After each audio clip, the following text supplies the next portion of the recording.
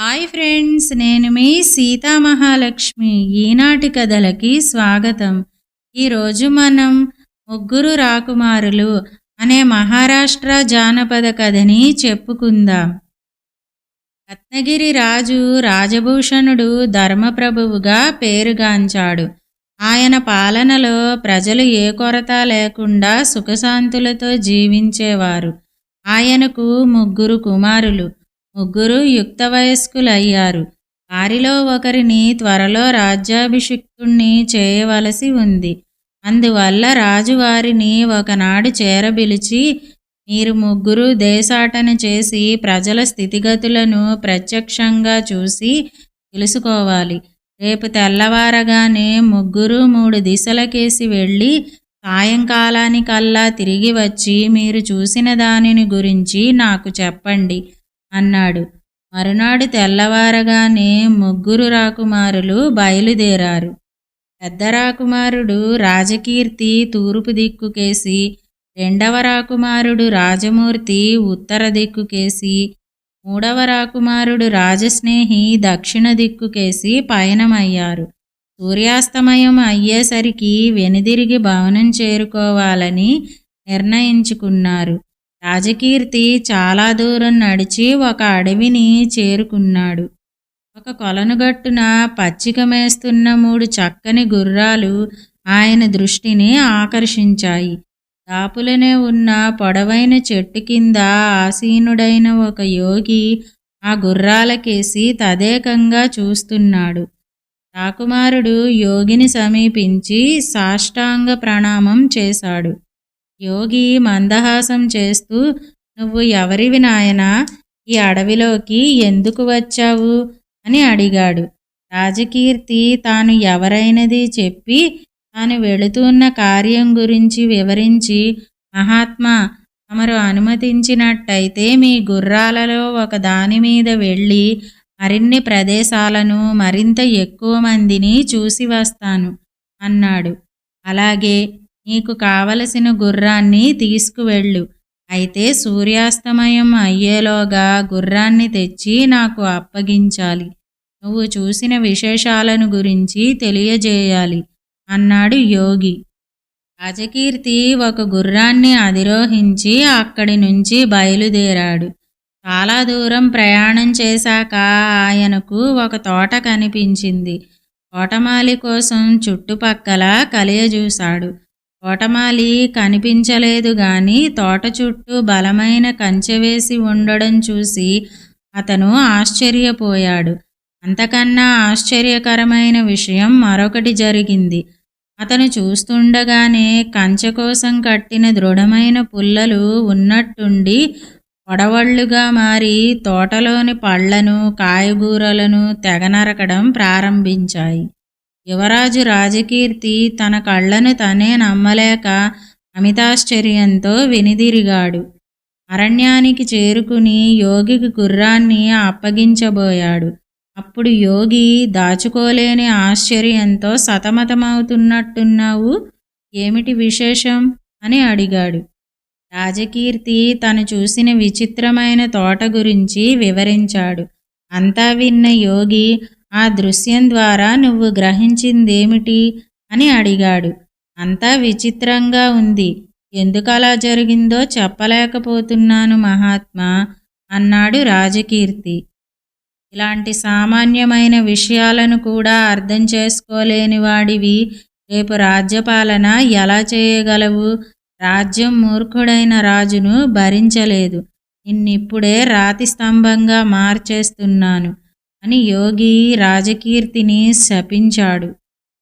రాత్రి చాలా పొద్దుపోయినా రాజకీర్తి తిరిగి రాకపోవడంతో రాజభవనం చేరుకున్న ఆయన తమ్ములు, తండ్రి ఆందోళన చెందారు.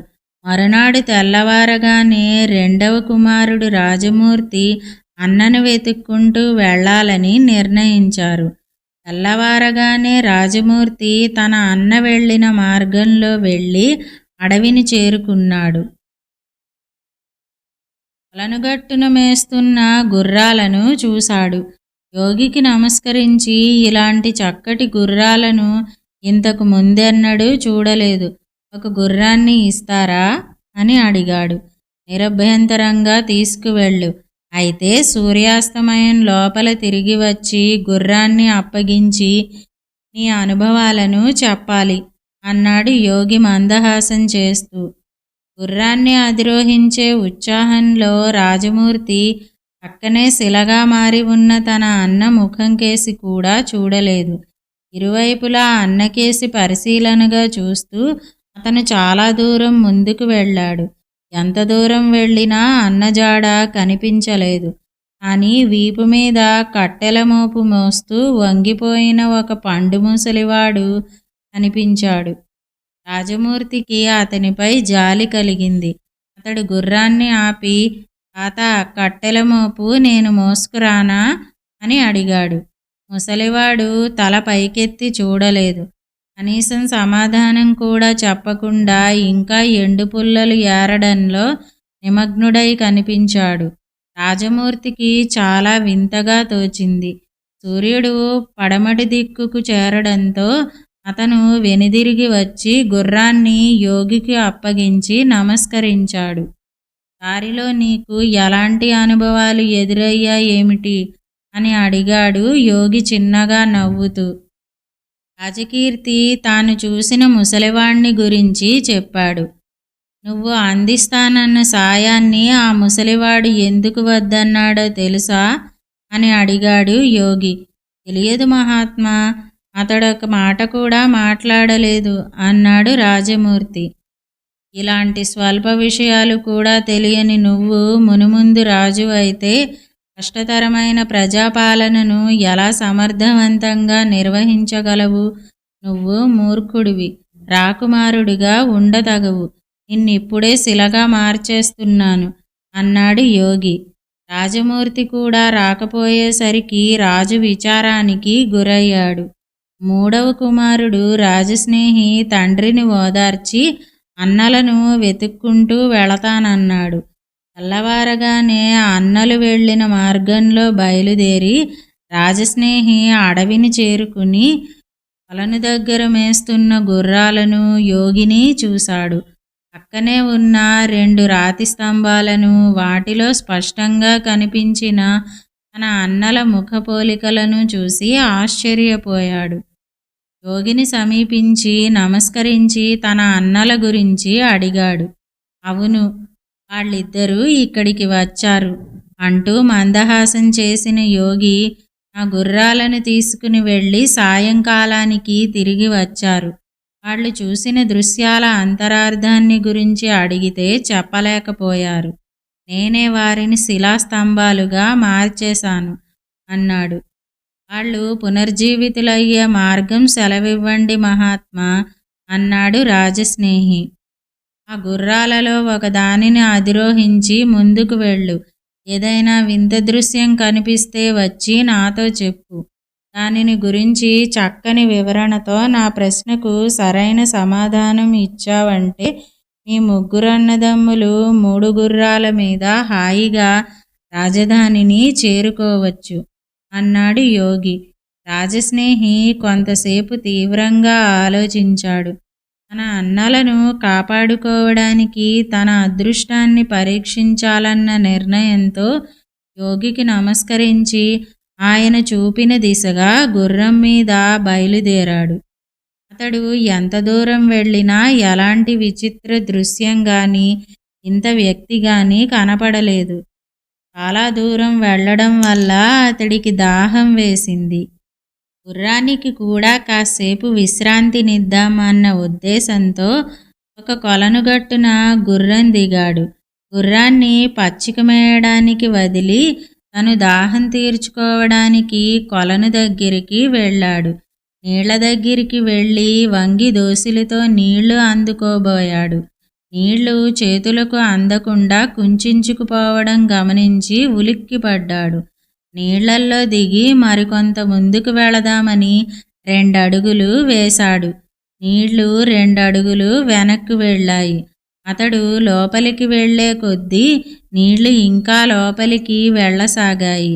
అతడు కొలను మధ్యకు చేరుకునేసరికి చుట్టూ ఇసుక తప్ప బొట్టు నీళ్లు కంటబడలేదు. అమితాశ్చర్యంతో వెనుదిరిగిన రాజస్నేహి యోగి వద్దకు వచ్చాడు. తనకు ఎదురైన అనుభవాన్ని చెప్పాడు. అంతా విన్న యోగి, ఈ విచిత్ర అనుభవం ద్వారా నువ్వు గ్రహించిందేమిటి అని అడిగాడు. రాజస్నేహి ఎంత ఆలోచించినా సరైన సమాధానం చెప్పలేకపోయాడు. రాకుమారా, నువ్వు కూడా మీ అన్నల కన్నా తెలివైన వాడివేం కాదు. నీకు నీ అన్నల గతి తప్పదు అన్నాడు యోగి. మరుక్షణమే రాజస్నేహి కూడా శిలాస్తంభంగా మారిపోయాడు. అన్నలను వెతుక్కుంటూ వెళ్ళిన రాజస్నేహి కూడా ఎంతకు రాకపోయేసరికి రాజభవనంలోని రాజు తీవ్రమైన ఆందోళనకు లోనయ్యాడు. తనే చేజేతులా వారిని దేశాటనకని పంపి ఈ దుస్థితికి కారణమైనట్టు భావించి విలవిల్లాడిపోయాడు. వాళ్ళకేమైందో ఎవరికీ తెలియదు. రాకుమారులను వెతకడానికి సైన్యాన్ని వినియోగించాలని మంత్రి సలహా ఇచ్చాడు. అయినా రాజు వినలేదు. తన కుమారులను వెతుక్కుంటూ తనే స్వయంగా వెళ్ళాలనుకున్నాడు. మరునాడు వేకువజామున తన కుమారులు వెళ్ళిన మార్గం గుండా వెళ్ళి అడవిని చేరి మేస్తున్న గుర్రాలకేసి ప్రశాంతంగా చూస్తున్న యోగి సమక్షానికి చేరుకున్నాడు. ఆయనకున్న యోగశక్తుల ద్వారా యోగి తన కుమారుల ఆచూకీని తెలియజేయగలడని రాజు ఆశించాడు. రాజు యోగిని సమీపించి నమస్కరించి, మహాత్మా, నా 3 కుమారులు దేశ సంచారం చేస్తూ ఇటుకేసి తప్పక వచ్చి ఉంటారనుకుంటాను అంటూ ఇంకా ఏదో చెప్పబోయేంతలో యోగి అడ్డుపడి, అవును మహారాజా, వచ్చారు. వారిని నేను 3 ప్రశ్నలు అడిగాను. చాలా సులభమైనవి, కానీ సమాధానం చెప్పలేకపోయారు. అలాంటి మూఢులకు మునుముందు రాజ్యపాలన చేసే అర్హత లేదు. అందుకే వారిని శిలాస్తంభాలుగా మార్చివేశాను. అదిగో చూడు అన్నాడు. రాజు 3 రాతి స్తంభాలను, వాటి పైభాగంలో తన కుమారుల ముఖ జాడలను చూసి దిగ్భ్రాంతి చెందాడు. కొంతసేపు మౌనం వహించి ఆ తర్వాత, ఆ ప్రశ్నలేవో చెప్పండి. నా బిడ్డల తరపున నేను సమాధానాలు చెప్పడానికి ప్రయత్నిస్తాను అన్నాడు. నీ జ్యేష్ఠ కుమారుడు రాజకీర్తి తోటమాలి లేని ఒక తోటను చూశాడు. అంచగా ఉన్న పుల్లలు ఉన్నట్టుండి కొడవళ్లుగా మారి తోటలోని పళ్లను, కాయలను తెగనరకడం ప్రారంభించాయి. దీని అంతరార్థం ఏమిటి అని అడిగాడు యోగి. తోటలోని చెట్టు చేమలను కాపాడడానికే కంచె ఏర్పాటు చేయబడింది. తన యజమాని ఆస్తిని నాశనపరిచే సేవకుడి లాంటిది ఆ కంచె అన్నాడు రాజు. యోగి మందహాసం చేసి రెండవ రాకుమారుడు చూసిన దృశ్యం గురించి చెప్పి, రాజా, ఆ ముసలివాడు మోస్తున్న బరువైన కట్టెల మోపు చాలదని ఇంకా ఎండుకట్టెలు ఏరుతూనే ఉన్నాడు. దీని భావం ఏమిటో చెప్పగలవా అని అడిగాడు. ఆ ముసలివాడు తన దగ్గర ఉన్న దానితో తృప్తి చెందలేదు. పర్యవసానాలను గురించి పట్టించుకోకుండా ఇంకా ఇంకా కావాలని ప్రాకులాడే పేరాసపరుల దురవస్థకు చిహ్నం ఆ దృశ్యం అన్నాడు రాజు. బాగా చెప్పావు అని మరొక్కసారి మందహాసం చేసిన యోగి, ఈ చిన్న కుమారుడు దాహం తీర్చుకోవడానికి వెళితే కొలనులోని నీళ్లు దూరదూరంగా వెళ్ళిపోయాయి. మరి దీని వివరణ ఏమిటి రాజా అని అడిగాడు. సంపదలు ఉన్నప్పుడు దుబారాగా ఖర్చు చేసి పనికిమాలిన వాటి కోసం వృధా చేసేవారికి చివరికి ఏదీ మిగలదు అన్నాడు రాజు. మరుక్షణమే రాకుమారులు 3 నవ్వుతూ కనిపించారు. రాతి స్తంభాల జాడలేదు. నా కుమారులకు మళ్ళీ ప్రాణదానం చేసిన తమకు నేను జీవితాంతం రుణపడి ఉన్నాను. తమ ఆశీస్సులతో వారిని రాజధానికి తీసుకువెళతాను. తమరు కరుణతో రాజధానికి విచ్చేసి నా కుమారులకు విద్యాబుద్ధులు నేర్పి వారిని వివేకవంతులుగా తీర్చిదిద్దాలని ప్రార్థిస్తున్నాను అన్నాడు రాజు యోగికి చేతులెత్తి నమస్కరిస్తూ. రాజు ప్రార్థనకు యోగి అంగీకరించాడు. మీరు 3 3 గుర్రాల మీద మీ తండ్రితో రాజధానికి బయలుదేరండి. నేను త్వరలో వస్తాను అని రాకుమారులను ఆశీర్వదించాడు. రాజు రాకుమారులు సంతోషంగా రాజధానికి బయలుదేరారు. మరికొన్నాళ్లకు రాజధానికి వచ్చిన యోగికి భక్తి ప్రపత్తులతో మేళతాళాలతో స్వాగతం పలికారు. యోగి రాకుమారులను వివేకవంతులుగాను ఆదర్శ పాలకులుగాను తీర్చిదిద్దాడు. ఇదండి ముగ్గురు రాకుమారులు అనే మహారాష్ట్ర జానపద కథ. ఈ కథ గనక మీకు నచ్చినట్టయితే లైక్, షేర్, కామెంట్ చేయండి. మరిన్ని మంచి కథల కోసం మా ఛానల్ను సబ్స్క్రైబ్ చేసుకోండి. మళ్ళీ మరొక మంచి కథతో కలుసుకుందాం. అంతవరకు వింటూనే ఉండండి ఈనాటి కథలు.